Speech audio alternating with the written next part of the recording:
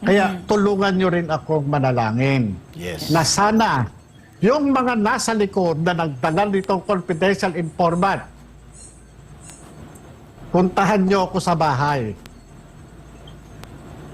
Isama natin mismo yung confidential informant. Alam ko, nanonood ka. Ayoko lang manganib ang buhay mo, ayoko sa akin magmula. Ayoko manganib ang buhay ninyo. Alam nyo yan.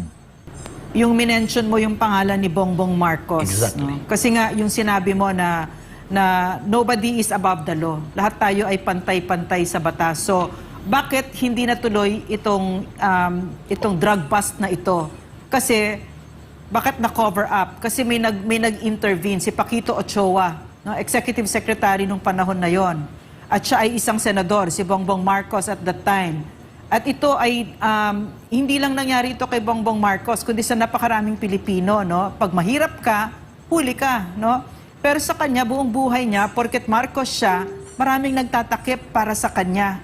So para sa akin, nung pinanood ko kayo, moral victory yon para sa Pilipino na nasabi ang pangalan niya, na may isang ordinaryong Pilipino katulad mo, ang nagtanggal at hindi na sumali dyan sa ginagawa nila Lasso, na binibigyan na naman ng takip at pinoprotektahan na naman ng isang makapangyarihan para above the law na naman siya. Hindi na naman siya kasama sa batas. Hindi siya, lahat sila dyan kung umasta Ganyan ang Pilipinas. Kung umasta ang mga mayayaman at may kapangyarihan, they are above the law. No? So, siguro lang sir, gusto ko lang express yung pasasalamat ko. Kasi itong 2 taon na ito, naramdaman namin personally yung bigat ng kamay ng Pangulo na ito, ng administrasyon na ito, na kapag ka ikaw ordinaryong mamamayan, bababuyin ka ng mga ito. Walang hindi sa kanila mahalaga ang batas. Dahil sila ay nasa kapangyarihan, ang message na binigay sa Pilipino, kahit yung batas na yan, kami ang pwedeng gumawa ng kahit na ano. So, maraming salamat sir, kasi isang ordinaryong mamamayan na sa aking paniniwala, yan ang sentro ng demokrasya at ng kapangyarihan ng ating republika, ang ordinaryong mamamayan. So binigyan mo ng leksyon itong mga abusado na ito na nasa gobyerno, na kung sino ang totoong may kapangyarihan. Your reaction to that, sir? Bilang ngayon ikaw ay isang pambansang whistleblower and crusader sa pag-aayos ng gobyerno natin. Go ahead, sir. Alam niyo po, hindi ko naman po hangad na pagurian ako ng kung ano pa man po. No? Ito pong yung declaration ko sa Senate investigation, ito po yung pagsasabi lamang po ng aking mga personal na kaalaman na nai-reduce ko doon sa declaration ng confidential informant. Mula doon sa kanyang personal na kaalaman, nagkaroon po ako ng first-hand information based doon sa kanyang mga ipinakikitang mga litrato at pag-identify sa mga ito at sa pag-describe niya sa kung ano yung mga ginagawa. Doon sa ano ito ginagawa, ano itong ginagawa nito. Kahit na nakikita mo na sumisinghot yan at kahit nakikita mo na yan ay kulay puti na sinisinghot, pinadidescribe ko po sa kanya kung ano yung ginagawa at kung ano yung sinisinghot. Yun po yung sa akin. Yung po, yung pinanumpaan ko po sa laysay o yung testimonya sa Senado, base lamang po sa mga deklarasyon ng confidential informant. Ngayon, gaya po ng sinisikap ko po na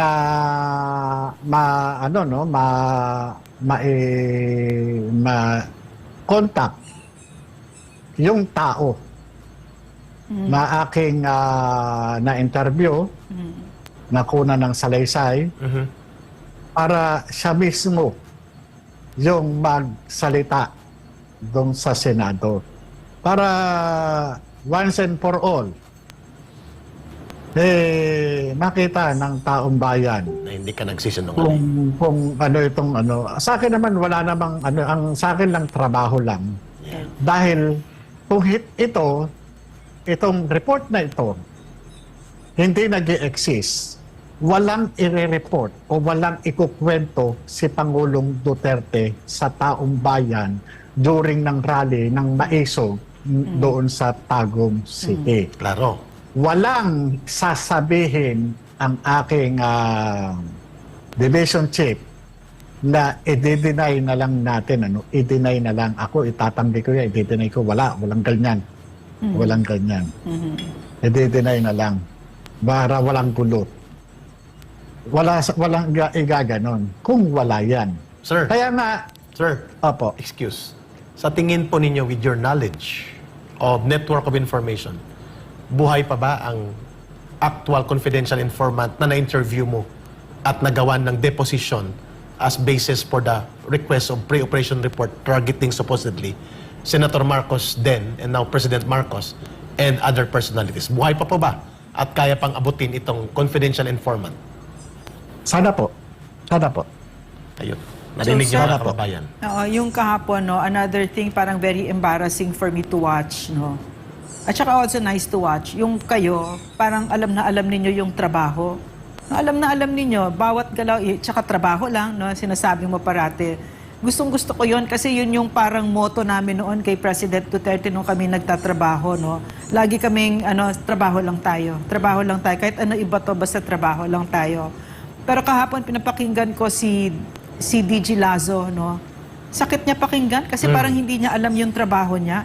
At saka yung laging bumabalik ka sa mandato. Doon, yun mahalaga yun yung bumabalik sa mandato kasi nakita ko under this presidency, lumalayo na yung usapan ko pero gusto ko lang sabihin lang yon na napakahalaga. Katulad kunyari ng PCO, Presidential Communications Office, hindi nila alam mandato nila, para nakakagulat masyado. No, kasi nakita ko ang leadership na ito, kahit siya hindi niya alam yung mandato niya. No, so it has become yung leadership, talagang apektado silang lahat. So, gusto ko makakita talaga ng lingkod bayan na alam niya yung mandato at yung trabaho niya. So, kahapon hindi ka malusutan kasi alam mo talaga kung ano yung sinasabi mo. Yes, sir. At nadugtungan ko binabanggit Yes. ni Ma'am Lorraine, sir, binigyan ng pagkakataon ang PDEA na i-demolish ka. No? In fairness, Right away, right no? away, demolition Yeah, job. demolition job. Denial, and then sinalangan ka ng 8 na magdi-deny ng iyong sinasabi, but you stood your ground. Yeah. And hindi nila natinag ang iyong direct assertion, personal direct knowledge, and revelations in spite na 8. Yung 8, sinabi nila, iwas talaga sila to confront you, but you were confronting them with your truth. Ang tanong namin ngayon doon sa observation na yan, Mr. Morales, you were very certain of the truth. Ikaw ba ay Doon po, convinced, doon sa- sir? Kumbinsido ka ba? Opo. Habang tinitipa mo, we will use your word, tumitipa ka sa direct investigation of the confidential informant doon sa kaso ng supposedly operations para arestuhin sina Marcos Jr., Maricel Soriano, among others, during that time of direct interview and up to the present that we're talking to you, and you are now at the Senate investigation, are you convinced that the President should have been targeted and executed with operations because you are convinced of the revelations of the confidential informant? You as an investigator, sir. unang-una, kaya nagkaroon ako ng motivation para idokumento yung declaration ng confidential informant ay dahil doon sa mga litrato. Ang litrato na nakaprint sa papel, nung makita ko at pinakita yung pinanggalingan ng printed photos mula doon sa cellphone, pareho Pareho. At yung mismong tao na kumuha ng picture ng mga stolen shot ay kaharap ko. Nakitang-kita ko, humihiti ay sumisinghot ng white powdery substance. In-identify sino-sino itong mga ito. Bagamat kita ko yung mga tao, kilala ko yung mga tao, pero pina-identify ko dun sa confidential informant. At sino sila? Sabi niya, si Maricel Soriano, ito si Bongbong Marcos, nung pinaulit ko pa kung ano ang alam niyang pangalan itong mga ito. Hindi ako nagsabi niyan. Grabe. Yung confidential informant. Ano ang access niya? Ano ang access niya? Sinagot din niya. Ano siya doon? Bakit nandun siya? Sinagot din ng confidential informant. Unti-unti kong inaalala yung mga panahon na nakaharap at nakunan ko siya ng salaysay. Kaya nga sabi ko, itong pinagmulan ng tao na to, sabi ko, ito lang yung po pwedeng maging daan para muli ko siyang makaharap doon sa Senado. Para mabigyan siya ng pagkakataon kung ano no. Sana buhay pa hanggat sa sir, ha? maaari. At madugtungan pa. Para na rin matiyak yung kaligtasan niya. Sana, kung dumating man yung panahon, magkaroon ng garantiya, yung totoong magbibigay ng protection sa kanya. At sa iyo. Yun lang ang talagang problema. Kasi kung ang subject ng Presidente. usapin na ito ay yung mismong nanunungkulan, pangunahing nanunungkulan dito sa bansa, paano tayo na kakatiyak ng kaligtasan? Exactly. The point. Hindi kaya tayo biglang atakihin sa puso? O hindi kaya maging abo na lang tayo? Oh, wag sana. O hindi kaya ano no? Kaya nga sabi ko wala naman akong ibang tao na ganito no. So, yun po, yun yung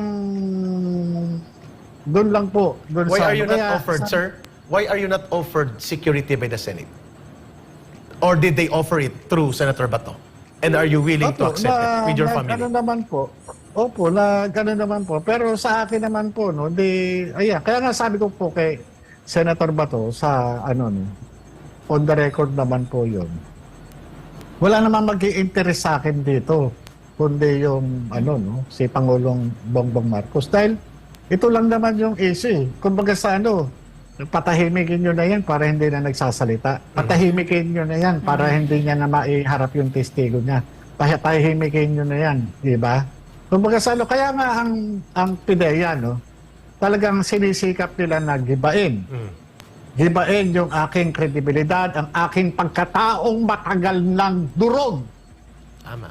Durog na durog yung pagkatao ko. Pero, yung taong dinurog nila na naging pulbos, ito yung magiging puwing sa mga mata nila. Exactly. What is happening now? Tandaan nila yan. Sir. Tandaan nila. Sir, napakaganda ng sinasabi nyo. No? So, kasi experience din namin yan na kinikasing kami, hinaharas at tinithreaten at intimidate dahil nagsasalita ng katotohanan. Kasi paulit-ulit sinasabi mo kahapon doon sa mga kasama nyo, no? Kahit kay DJ Lasso, hindi ko kayo masisisi. Yeah. Pero it was elegant para sa akin kasi kino-call out nyo yung pagsisinungaling nila. Pero kasi yung sinasabi ninyo na hindi masisisi, sa akin, no, pang paniniwala ako kasi masisisi sila. Dapat silang sisihin. Kasi tao tayo, lahat tayo dito ay sumusugal, lahat tayo dito ay gumagawa ng desisyon. At yung desisyon na yan, hindi lang tayo ang maapektuhan, kundi ang mga anak natin at ang salinlahing Pilipino. So lahat tayo dito tumitindig. At katulad nung sinabi mo dito, kung may mangyari sa ating tatlo dito, ay isa lang naman talaga dito ang ang pwedeng gumawa niyan at yan si Bongbong Marcos, no? So, yun yung Tama po. at saka yung sinasabi mo, sir, no, na yung mga nagsinungaling kahapon, sisisihin natin sila, no? Meron silang sagutin sa Pilipino, no? At sa sarili nila at sa kung anong pang paniniwala nila, no? So, Correct. hindi sila off the hook. At sir, yun ang tanong ng taong bayan sa inyo. Ang paglantad ninyo ay hindi maiiwasan ang napakalubhang panganib sa buhay ninyo, sa pamilya ninyo, sa mahal ninyo sa buhay. Naranasan ko rin yan, Sir Morales, nang lumantad ako laban sa organisasyong pinanggalingan ko. Hanggang ngayon. Hanggang ngayon. Ang CPP, NPA, NDF na pilit nating pabagsakin ang terorismo nila, kaya tumulong tayo sa gobyerno. Ang tanong, sir, direktang tanong sa inyo, baka hindi pa ito na tanong sa inyo. Bilang batikang investigador, PIDEA Operative, Intel Trained, Investigation Trained, naniniwala pa rin ba kayo na ang validity ng 2012 operations na hindi natuloy at kung kaya nagpapatuloy ang kontrobersya at iskandalong ito ay sapagkat naniniwala pa rin kayo na si Bongbong Marcos Jr. bilang Pangulo ng Bansa is still into drug abuse and drug addiction na dapat matigil na at dapat panagutan niya at huwag mailagay sa panganib ng isang problematic mental state level ng Pangulo dahil sa involvement sa drug abuse. Do you believe it na ganon pa rin ang kanyang ginagawa ngayon? Batay sa iyong kaalaman sa investigasyon mo. Kung ang tinutukoy nyo is yung validity ng pagsasagawa ng investigation, wala naman pong expiration yan. Ang investigation po, ang importante lamang po dyan is to determine the facts and circumstances. Okay. Kung kagaya niyan, kung tayo nag-iimbestiga, kaya tayo nag-iimbestiga, gusto natin may malaman. Meron tayong gustong madetermina. Kung yan, bibigyan natin ng limitation o ikakahon natin yan, mawawalan ng kakayahan o ng kalayaan yung nagsasagawa ng investigasyon o yung isinasagawang investigasyon. Ang investigation dapat walang harang. Yes. Wala siyang mga boundaries para malaya niyang makuha yung mga kinakailangan niyang makuha. Kaya nga nag-iimbestiga, nagsasaliksik. Tama. Di ba? Nagsasaliksik. Nagkakaroon ng pagsubaybay, nagkakaroon ng mga test, nagkakaroon ng observation. Yun po yan eh. Ngayon, yung sinasabi niyo po kanina, ibabalik ko lang Yes, sir. sa mandato. Bilang alagad ng batas, mayroon kaming mga sinusunod na panuntunan. Ano ito? Ito yung presumption of regularity. Yes. Ibig sabihin, huwag kang lalabas dyan. Kung kinakailangan tumawid ka sa lubid o sa alambre, gawin mo yan. Dahil ganyan kasilan ang ating trabaho. Hindi po pwede na magkakamali tayo. No margin for error. Grabe. Ngayon, kung ikaw ang pinuno ng liderato o ng isang ahensya, dapat maging sensitibo ka. Maging metikuloso ka. Dahil hindi po pwedeng kakitaan ka ng kaanumang kasablayan dahil hindi ka irerespeto ng mga taong nasa likuran mo. Kapag kaya nakitaan ka ng kasablayan, ganyan lumalabas yung mga informasyon sa sa loob ng So, sir, opisina mo. Klaro. So sir, nakita natin kahapon yung todo depensa ni DJ Lasso sa Pangulo, no? Kitang-kita at yung pag-demolish sa inyo. So, tama ba na maisip namin ngayon, no, na ang PIDEA ay nanganganib sa ganyang klaseng leader? With DJ Lasso. DJ Lasso, yes. Saka ba naman makakakita na mismong tauhan magsasabi unpopular yung kanilang DJ? Yeah. Di ba? Kumakalat ngayon, Saka sir. ba naman makakakita, magta-transfer ka ng tao, mag-a-answering back. Oh my. Saka ba naman nakakita, agency order, napunta kay Maharlika, nag-transfer ka ng tao, kakaiba ito ha. Grabe, ah. Kakaiba ito. Agency Sa order, PNP ba nangyari dyan? sa AFP ba nangyari yan? No. Tama. Ang agency order, may security classification yan na restricted. Yeah, internal documents yan eh. Hindi po pwedeng yan, kumbaga sa kaya nga, yan kung kaya, bakit restricted dyan? Kasi nga, may mga itinatago dyan, may mga confidentiality, dahil na maaaring manganib yung buhay ng tao na magta-travel o na nare-reassign. Pwedeng abangan yan kung saan man, di ba? Nandyan yung, di ba, shortest travel route, ganyan, o kung authorized ba, o di ba? Tama ka. May mga ganyan yan eh. Kaya, Sir, may binanggit ka sabi maganda ko ba- kanina, sir. Agawin ko na ng konti. May binanggit ka kaninang maganda. Ito, sir, ang magandang binanggit mo na ang investigation hindi pwedeng limitahan. Ibig sabihin, hindi pwedeng sabihin ni DJ Lasso at ng taga-PIDEA na 2012 pa yan eh. Matagal na yon, tapos na yon. Yun ba ang tumbok mo? That the investigation on the involvement of the President now and in his involvement 10 years ago in 2012 should not be limited if we are to ferret out the truth and to bring accountability to a very high office like the office of the President. Hindi mo pwedeng sabihin 2012 pa yun. Bakit mo pa kakalkalin? Is that how you would like the PIDEA leadership and among others in the investigation involving the President should go their way to investigate? Tama po ba? alam nyo, kaya ka nga mag-iimbestiga para makuha mo yung katotohanan eh. Kaya lahat sa investigation may mga proseso, may mga tradecraft diyan, may mga elicitation na kinakandak, may mga observation, kaya nga lahat ng proseso gagawin mo eh. Hindi ba? Meron ka pang mga iba't iba gusto mo kasi ma-determine. Kung bibigyan mo yan, kung haharangan mo, isusuppress mo yung lalagyan mo ng boundary, walang maa-achieve yan. Paano kung di ba? Tama. O papalagay na sa geographical location o situation. Kung ang iimbestigahan mo, halimbawa Quezon City, pero nandun pala siya sa Marikina, ibig sabihin hanggang Quezon City ka lang kasi hindi ako pwede punta ng Marikina. Logical. Logical. Tama. Tama yung Sir, tumbok mo. pero paano yun? Paano yun na ang nakita natin, napakaliwanag kahapon, no? Ang PIDEA, yung head ng agency mismo, Ayaw mag-investigate. ang pumoprotekta sa isang pangulo na napakalakas ng ugong-ugong na ay isang drug addict, bangag. Paano yun? Yeah. How would you like to proceed Alam that? nyo, talagang, alam nyo sa totoo lang, sinasabi niya, sinungaling ako, no? Yes. Di ba? Sinasabi niya, Paulit-ulit nila yon. kung ano man, kakanyahan niya na yun, bahala siya, no? Ano siya kumbaga, sa no? Kaya lang, nakikita ko naman, kung sinasabi naman niyang ginagawa niya yung mandato niya, ano ang tawag sa kanya kung hindi niya ginagawa? Sabi niya, ginagawa niya yung mandato. Kung ginagawa niya yung mandato niya, di inimbestigahan niya na yung discrepancy doon sa drug test. Isa yun.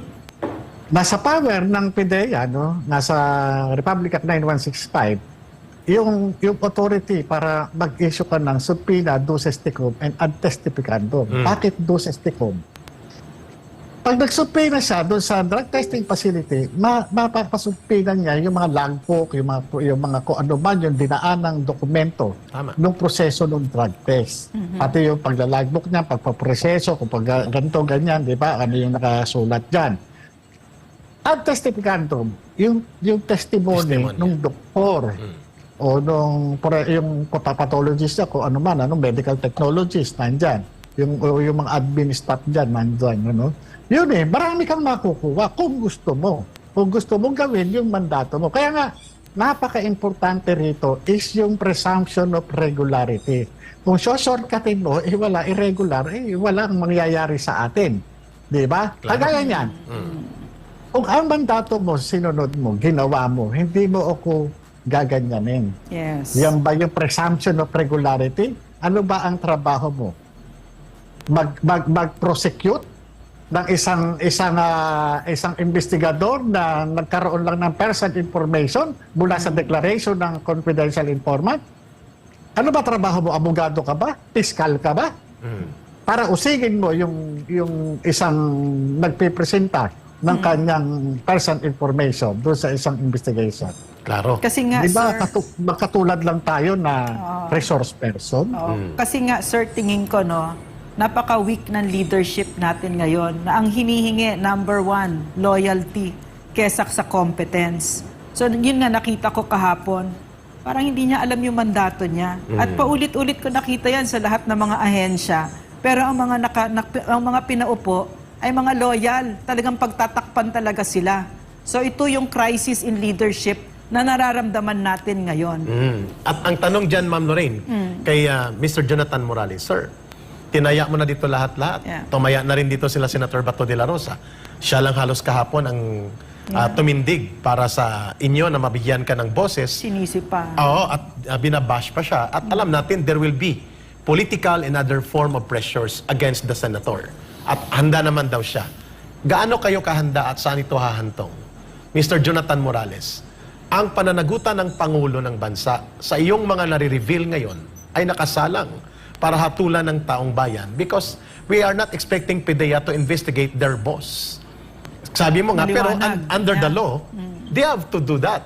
But under the convenience and expediency of retaining their position, hindi nila gagawin yon. Where do you like to see this? Nakikinig ang taong bayan kung bakit mo itinaya ang lahat dito sa revelations na ito at sa tingin ko, hindi ito matatapos at hindi pwede ito daanan lamang ng pananahimik at pagbawalang bahala ng Pangulo. Go ahead po, Jonathan Morales, sir. Yung pag-testify ko rito is upang patotohanan, panindigan yung mga first-hand information na nakuha ko mula doon sa confidential informant na merong na merong personal knowledge doon sa alleged sa commission ng offense na tumutukoy doon sa di umano nefarious activity nitong sila politician Bongbong Marcos at actress Marisol Soriano at iba pa. Yes. Ngayon, dito sa kung saan man hahantong ito, kung ano man, saan man tayo padparin ng tadhana sa ginagawang investigasyon na ito, mananatili po akong nakatayo sa paninindigan ko, ng aking pag-ibig at pananampalataya para sa katarungan. Yun lang po yung aking mapapanindigan. Wala po akong maipagmamalaki o ano paman, kundi ang pinanghahawakan ko lang ay yung aking personal information Direct na idineklara sa akin ng confidential informant. Klaro. And everything will be settled, sir.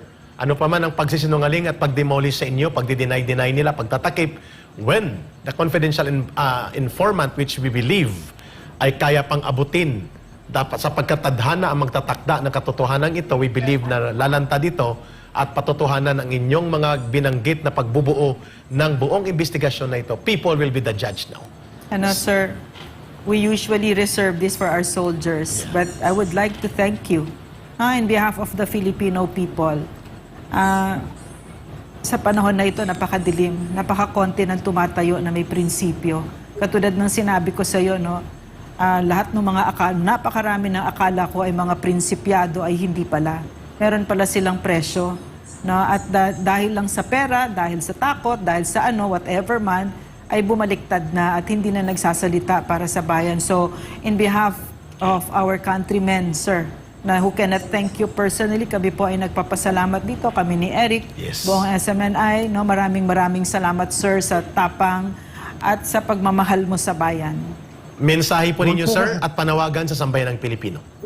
Huwag po kayo magpasalamat sa akin. Magpasalamat po tayo sa Diyos. Kasi ito blessing in disguise. Kaya tulungan nyo rin akong manalangin. Yes. Na sana yung mga nasa likod na nagdala nitong confidential informant,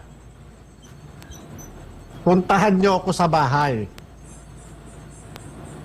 Isama natin mismo yung confidential informant. Alam ko, nanonood ka. Ayoko lang manganib ang buhay mo, ayoko sa akin magmula. Ayoko manganib ang buhay ninyo. Alam nyo yan. Alam nyo yan. Alam nyo yan. Ayun. Kayo yung ako nandito, walang labis, walang kulang. Kung ano yun lang yung naging parte ng trabaho ko, yun lang. Ngayon, darating ang araw, baka kayo matunton, baka ikapahamak nyo. Mamili kayo. Hindi ko sa tinatakot kayo. Mamili kayo. Mas masarap magiging maalwan ang pamumuhay natin kung magsasabi tayo ng katotohanan. Exactly. Kasi naisulat ko na sa papel yan Exactly. Naisulat ko. Hindi man natin makuha yung mga dokumento. Alam ko ikaw, may kopya kanyang affidavit mo. May kopya ka. At may kopya ka pa dyan sa cellphone mo. At hindi naman sa alam mo yung sinasabi ko. Dahil gusto mo lang noon marehab. Diba? Gusto mo lang naman noon, diba, marehab? Ayun. Diba? Sana nakikinig Pero, sa sir. yun. Sana, mag-isip ka. Kasi baka mamaya, may gawin silang masama. Mag-isip ka. Ayun. Mga kababayan, narinig po ninyo si Ginoong Jonathan Morales. Ipanalangin po natin ang kanyang kaligtasan, hindi po ganon kadali, bumangga sa Pangulo ng Bansa. Subalit itinataya niya na lahat, buhay, pangalan, dignidad at pagkatao, at nananawagan siya doon pati sa confidential informant na siyang magdedesisyon kung gusto niyang manatili ang katotohanan na nakatakip at hindi mailantad lahat-lahat na sa kanya yon. Pero ngayon po, ang taong bayan ay nakikita po ang kahalagahan ng oportunidad na ito na binuksan sa Senado. Sana po, ay maging ligtas palagi si Ginoong Jonathan Morales at sana po naririnig din ito ng Pangulo ng Bansa.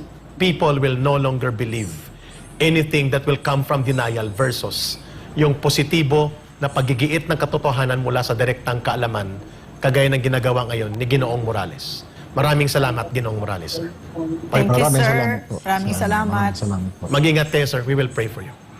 Mga kababayan, Ma'am Lorraine, It's wonderful to be in the face of someone who has courage and principle, and kasi talagang medyo in low supply ngayon yun yung mga taong may prinsipyo at may dignidad, no? At may pagmamahal sa bayan. So wala, natutuwa lang ako makakita ng ganun. I'm very proud, no, pag nakakita ko ng ganyan. Nakikita ko kay Sir Morales yung totoong muka ng Pilipino. Yeah. Kasi tayo yan Tayo talaga yan Hindi yung itong mga yan, sina Paduano, tayo ba? Hindi ako yan. Si Tambunting, ako, hindi ako si yan. J.J. Suarez. Ako, Maria Josep, hindi, di ba? Hindi tayo yan. Suki ng ombudsman. Mabigat talaga ang kalaban netong ni PDEA Agent Morales. Akalain mo ba naman? Binanggit niya sa Senate hearing ang pangalan ng pinakamataas na posisyon na nakaupo dyan. Kung walang iba, kung hindi si Pangulong Bongbong Marcos. Diba, sino ba naman? At ang pinakamalala dito ay yung na-involved, si PBBM. At siya ang gustong patunayan na totoo yung mga nakasulat, mga ebidensya, mga papel-papel. Kaya eto, nakiusap siya sa taong bayan na ipagdasal siya. At ang iba po ay kinikilala siyang bayani. Bakit? Itong ginawa niya di ba? Pamilyado din yan. Pamilyado din naman yan. Tapos ngayon, unti-unti siyang sinisiraan na dati daw ganito yung kaso. Lahat ng kaso niya noon, wala effect. Kasi dati pala, nung nangyari yung mga ganyang issue, bago siya nawala sa kanyang trabaho, ay kung ano-ano na yung mga binibintang sa kanya. Pero lahat yon hindi napatunayan. Walang napatunayan. Paninira lamang dahil ganun nga sa PDEA talaga, pag nakasagasa ka talaga ng malaki, ay hanapan ka ng paraan. Lalo na pag yung pinagtatrabawaan mo ay under the supervision of the malaki na tao. O yung PDEA kasi ngayon, under the supervision of the President of the Philippines.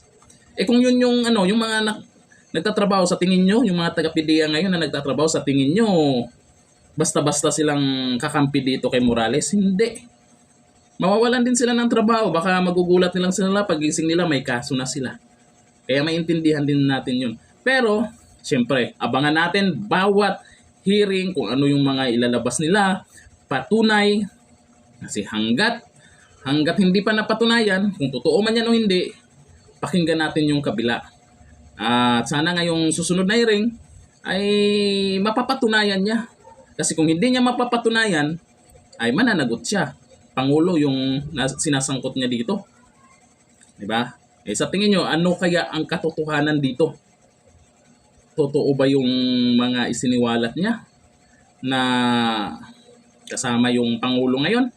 Or plano lamang para siraan yung administrasyon? Comment down below. Hanggang dito na lang. Thank you. Bye-bye.